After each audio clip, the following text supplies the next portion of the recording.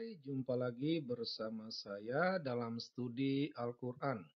Sebelum membahas topik kita, mohon dukungannya untuk mengklik tombol-tombol yang ada di bawah ini. Semuanya adalah gratis.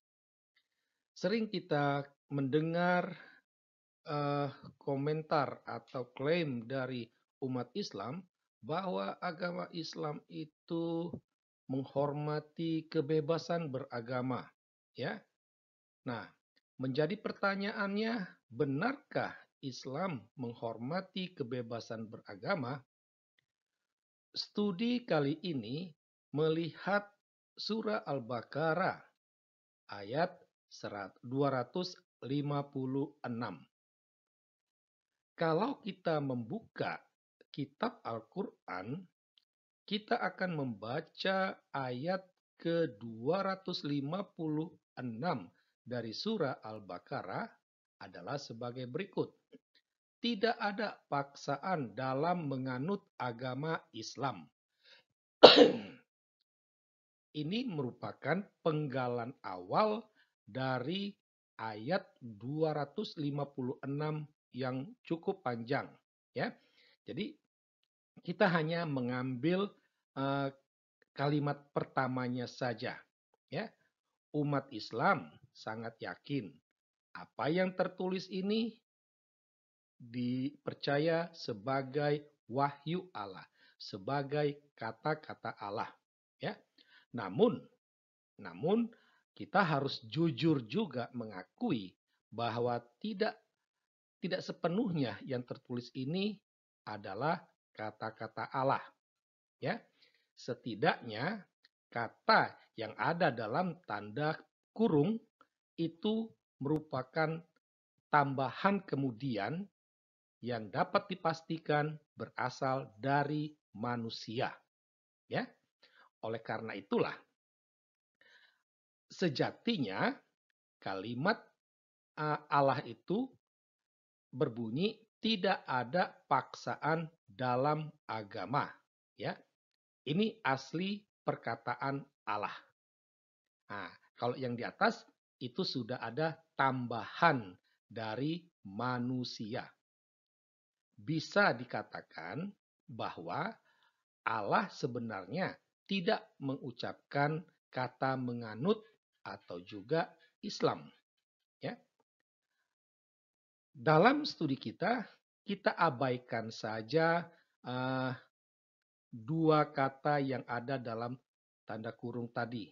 Kita ikuti saja kalimat sebagaimana tertulis dalam kitab Al-Quran. Tidak ada paksaan dalam menganut agama Islam. Nah, biasanya kalimat ini ya ditafsirkan oleh ulama ya bahwa Islam menghargai kebebasan beragama.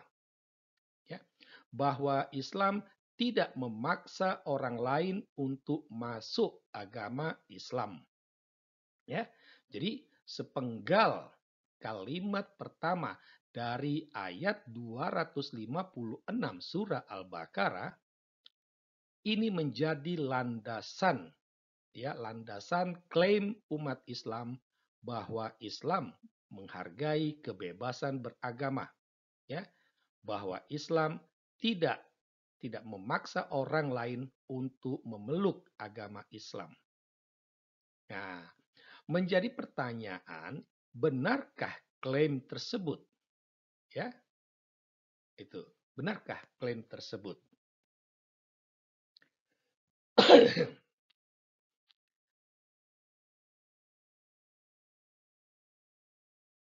Jadi, dua pertanyaan yang dapat diajukan di sini, benarkah Islam menghormati kebebasan beragama? Benarkah tidak ada paksaan untuk memeluk Islam?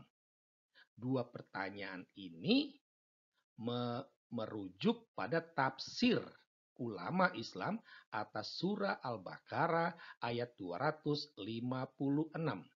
Ya, itu. Ya, jadi kita bertanya, benarkah? Ya.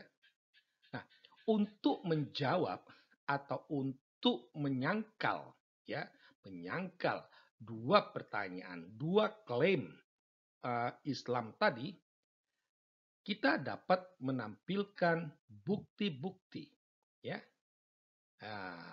bukti pertama itu diambil dari Al-Quran sendiri. Ya, ada banyak ayat-ayat Al-Quran yang bertentangan langsung dengan ayat 256 ini.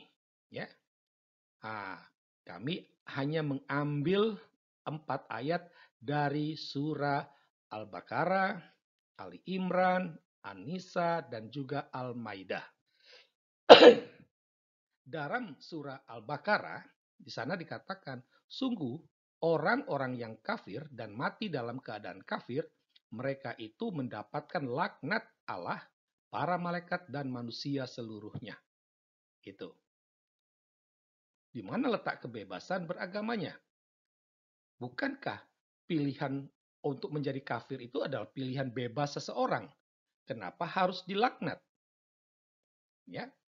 Atau dalam Ali Imran, ya, adapun orang-orang yang kafir, maka akan aku azab mereka dengan azab yang sangat keras di dunia dan di akhirat.